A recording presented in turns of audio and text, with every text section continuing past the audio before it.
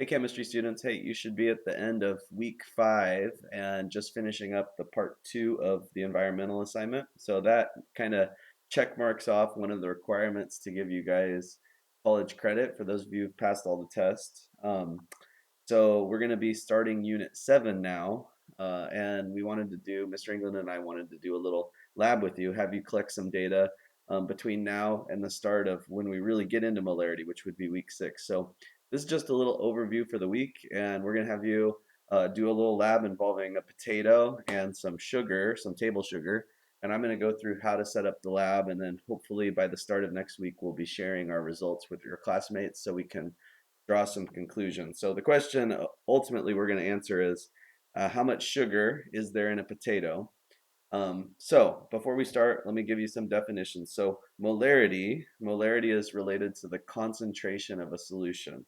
Okay, it's something that chemists have decided or agreed upon on how to measure how much chemical is not just in, so this is salt, but not just in dry form or solid form, but when you um, add water and dissolve that, and you need to be able to measure the concentration, how strong of a solution it is. So we're going to be adding water and dissolving chemicals in this unit. So molarity is defined as the number of moles of solute, and that's just a fancy word for saying the chemical that you're dissolving into the solution, per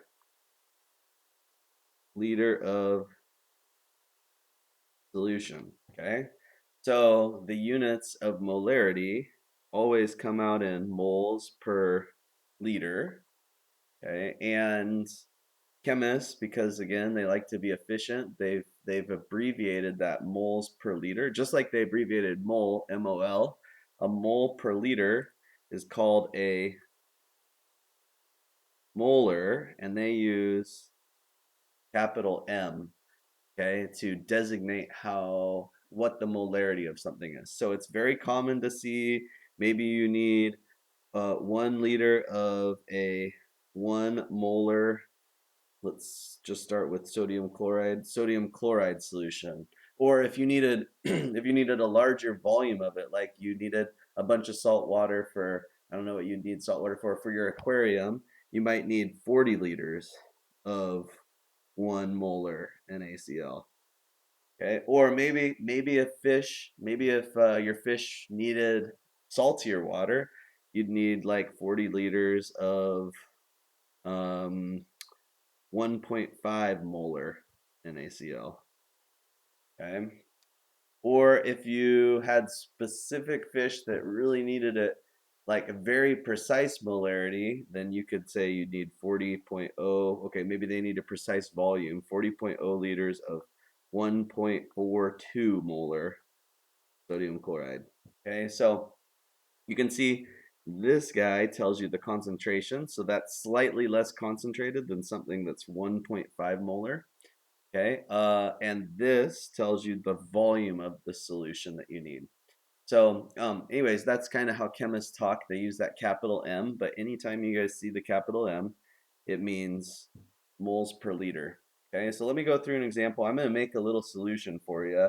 It's similar to how you're going to do your lab, and I'll explain your procedures in a second, but I'm guessing many of you don't have scales. This is a kitchen scale, actually. I thought about going to the school to grab one of the scales we use, but this one's a little bit less precise, but I'm going to use it. I know a lot of you will have uh, teaspoons and tablespoons, so I'm going to measure out into a cup.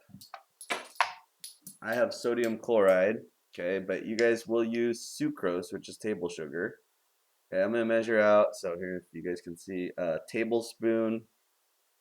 Turn this on. I'm going to measure out a tablespoon of table salt.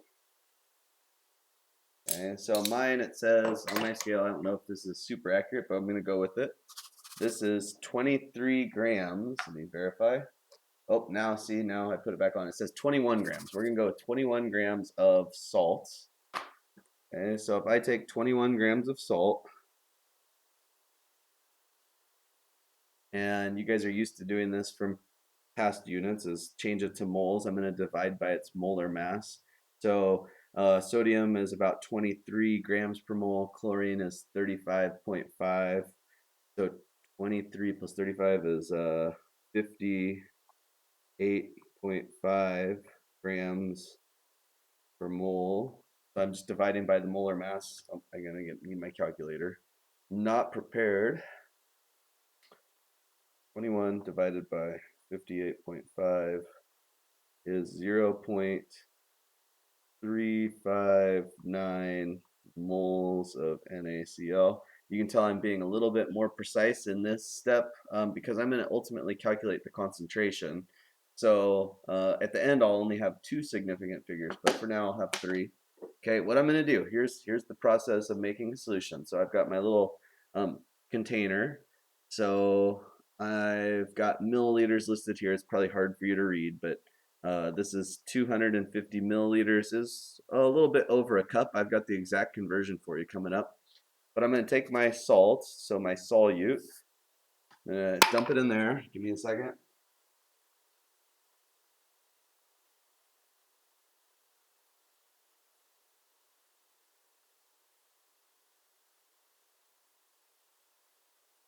Okay, so I have added and filled up to the 250 milliliter line. Sorry, you can't see that exactly. And since I didn't grab anything to stir with, I know this is going to be awkward. I'm going to use this a little later, so I'm going to stir and dissolve my salt. Okay, now what I've created, I've put that 21 grams or that 0.359 moles. Well, and I can, now that I've thought about this, I can make this a little bigger. Okay, so I've got 250 milliliters. I don't know if you guys can see. Sorry, I'm tipping it towards the camera, so it's not right. I filled it up to the 250 milliliter line. Okay, and I've dissolved my salt. So what we can do now is figure out what the molarity of that solution is. Let me go back to smaller. I'll remember that when we get to the lab instructions. So I've got 0.359 moles of sodium chloride, and what I've done is I've dissolved that in 250 milliliters. Now, you'll notice in the definition that this is in liters, moles per liter. So what I need to do is convert 250 milliliters into liters. And if you remember, there's 1,000 milliliters in 1 liter. So basically I need to take my 250 and divide by 1,000, which comes out to 0.250 liters. So a quarter of a liter. And just if it makes it easier for you guys, you can just, whenever you're converting from milliliters to liters, if you just move the decimal place 3 spots to the left, then that ends up being your liters. So I'm going to take my moles, 0.359 moles of NaCl divided by 0.250 liters, and I get, so 0.359 divided by 0.25, I get 1.436, which of course I'm going to round now to the appropriate sig fig. So my mass only had two significant digits, so I'm going to round that to 1.4. I can write it a couple different ways. I can say moles NaCl per liter, or I could just write it as 1.4 molar NaCl. Okay, so another chemist could come along and determine or make up a 1.4 molar solution of sodium chloride. Okay, now here's the next thing. Let me switch to the big view.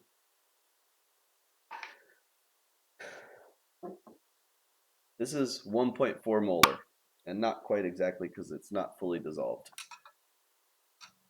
But we're going to call it fully dissolved. This is 1.4 molar. If I pour this in, this is 1.4 molar. This is 1.4 molar. There's different volumes of it, but they both have the same concentration, right? The only way to change this concentration would be either to add more salt or add more water. And you can see it's not fully dissolved. So you will do a better job mixing. But you can see right now, this by pouring it back and forth, that doesn't change the concentration, it just changes the volume. This is a little bit of 1.4 molar. This is a lot of 1.4 molar NaCl. And you can do this with any chemical, right? So here's table salt. So what you guys are going to do is you're going to be making at least 2 solutions. Let me go back. You're going to make 2 solutions of sucrose. Okay, so for those of you who don't have a scale, 1 teaspoon of sucrose is 4.2 grams. 1 tablespoon of sucrose is just 3 times that because there's 3 teaspoons in a tablespoon, so 12.6 grams. So even if you don't have a scale, you can figure out how many grams of sugar you're using. What you need to do is take amount that you decide on. I would not use like cups and cups of sugar, but a teaspoon or a tablespoon, and uh, maybe a cup of water, or 250 milliliters or 100 milliliters. But you're just going to choose a volume and a mass, and you're going to then convert that to molarity. And you're going to do this with table sugar and create a couple solutions. So the first solution you guys would create would be a 0 molar solution. So if I want a 0 molar sucrose, then I would just fill this up with water. So I know this is a little boring.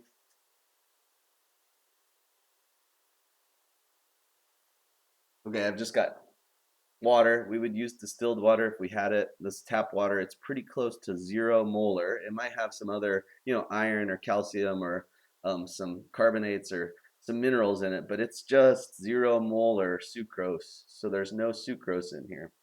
So this is solution 1. And for your second solution, which you're going to need another container, you're going to make anywhere between a 0 and a 1 molar sucrose solution. Okay, so don't go higher than 1 molar. So if you do your calculations and you come out above 1 molar, you can hopefully adjust the amount of sugar. You just use less sugar. Okay, then you're going to take a potato, and I wish I could show this. Let me go back to here. You're just going to have to trust that I'm cutting this, but what I'm going to do is I'm going to cut a couple equal size pieces of potato. So I recommend first that you cut off a flat surface and you get a piece of potato that's basically a 1/4 inch thick, maybe a 1/4 to 1/2 inch thick. One's close to a 1/4. I'm going to cut it into 2 equal sized wedges. They're like French fries, so French fry your potatoes. And what I'm going for here, I'm going to try and keep the size of the potato constant. So what I've done, I've cut 2 pieces of potato. They're roughly 1.5 inches long, maybe a 1/2 inch or close to a 1/2 inch wide, and a 1/4 inch the other dimension. So they're just rectangular prisms, but I cut them side by side. I cut them at the same time so they would be identical in size. Oops. Now I'm going to take the potato. One of them goes in 0 molar solution. Okay. Imagine that this is sugar. So yours will be sugar. Again, fully dissolved. I feel like there's still salt in there. Maybe it's just the camera. There's still salt on the bottom. Make sure your sugar is fully dissolved. Let's say I've done the calculations. I know that this is 1.4 molar salt, but imagine that it's 0.5 molar sugar. I'm going to take some 0.5 molar sugar solution, enough to cover the potato. I've got probably a 1/4 cup. So I've got 0 molar. I should label it with a Sharpie. I have no Sharpie, and I'm not prepared. So I could label it, and of course it's wax. So a Sharpie would work really good, but you can just label it on a piece of paper. There's a 0.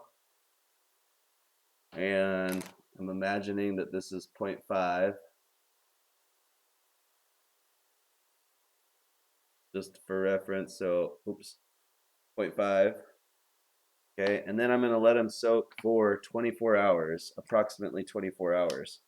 What then I should do is report back to the class. I'm going to try, if you can, take a picture. So when I'm done, I'm going to take these pieces of potato out of their solutions, and I'm going to take a picture of them. And now that I'm thinking about this, what would be really good is if you could maybe trace around the perimeter. So let me cut another piece.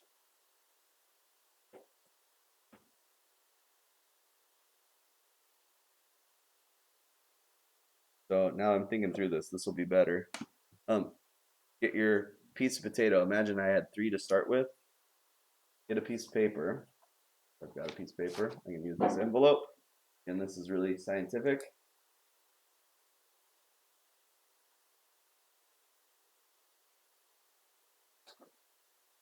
Okay, trace around the original size. So maybe try and keep this as a square prism, or so it's a square as a base and then elongated. But that would be the original size. I could label it original. Okay, and then what you want to do is when you take it out, you're gonna put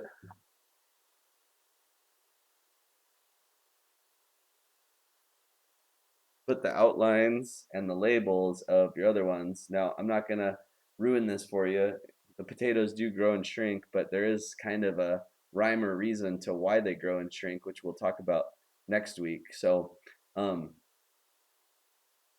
you'd then label your molarities for everyone to see. So you can actually just have your pictures out at the end. So you'd have your original outline, and then you'd have your other potato results when they've been soaked for a day. They will grow, okay? We would track mass. They're going to grow or shrink. If had we been in a lab, we could have done this a lot nicer with scales. But it turns out you can determine how much sugar is in a potato by looking for the potato that does not change its mass when it's soaking in a solution that has the same concentration as the sugar that's actually in the potato. So maybe somebody who guesses right you and says, "Oh, I think the potato might be zero point 0.9 molar." Maybe they put theirs in zero point 0.9 molar solution and it doesn't change size. Okay, versus someone who puts theirs in a zero point 0.1 molar solution and it changes drastically, right? Then they'll be able to tell, okay, it's not zero point 0.1 molar. So that is the lab. Let me go back to my screen. Uh, you might want to know the molar mass. I should put that in there. The molar mass of sucrose. Okay, and I can just Google that. I don't think I have it pulled up. I was looking up some other stuff, so let's see.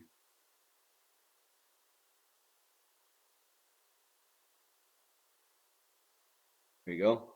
There's its formula, C12H22O11, but its molar mass is 342.3.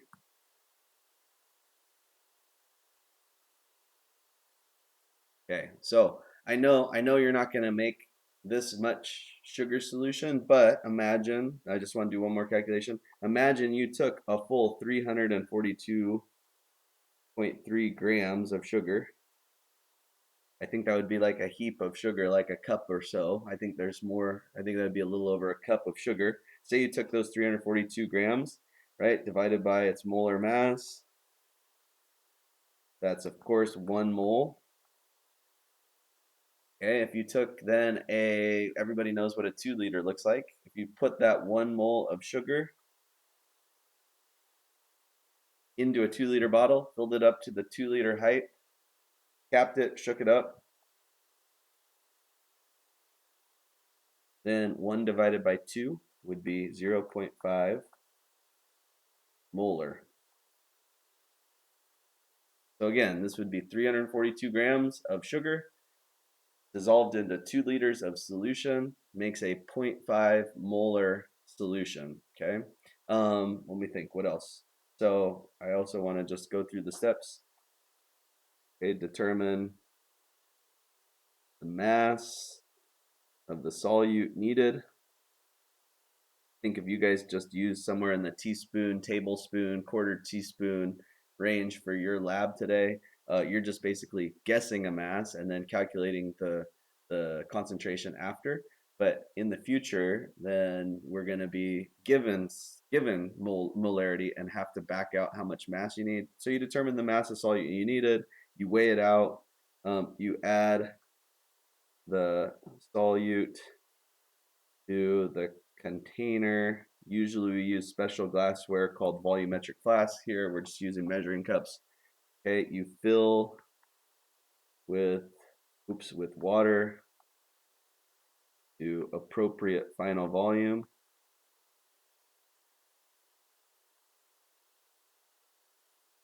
and then you dissolve. That's always the process in making a solution. Step 3 is the most critical. The definition is molarity is always moles of solute divided by the liters of solution. So it's not necessarily liters of water. When I made this, I didn't necessarily use 250 milliliters of water. I had a little bit of salt in there that took up some volume also. So I might have actually added a little bit less water, but the final volume was 250 milliliters. So that's the definition of molarity. It's the final volume has to be correct, including your solute.